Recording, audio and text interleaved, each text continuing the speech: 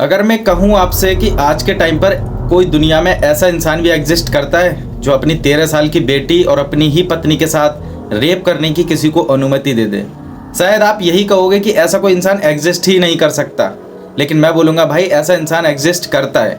आज जो मैं आपको ये स्टोरी बताने जा रहा हूँ ना, शायद आपके रुएं खड़े कर दे, तो इसको लास्ट तक जरूर सुन के जाना।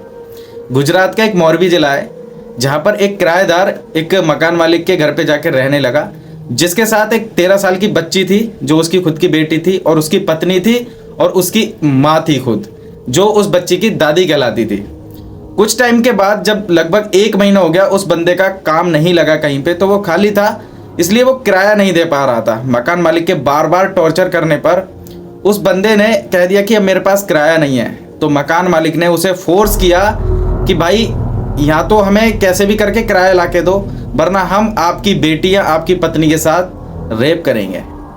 भाई उसने पहले तो उस इंसान ने बहुत ज़्यादा मना किया, लेकिन उसके बाद वो भाई सहमत हो गया। उसने बोला कि मेरे पास किराया नहीं है, आप चाहो तो मेरी बेटी या मेरी जो पत्नी है उसके साथ आप रेप कर सकते हो। भाई ये कलयुग है, यहाँ कुछ भी हो सकता है।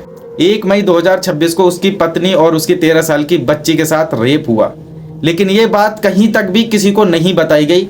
लेकिन वो जो छोटी बच्ची थी 13 साल की, उसने अपनी दादी को ये सब बातें बताई लगभग 15 मई को, और 15 ही मई को उसकी दादी ने FIR दर्ज कराई और 16 मई को उन आरोपियों को गिरफ्तार भी किया गया।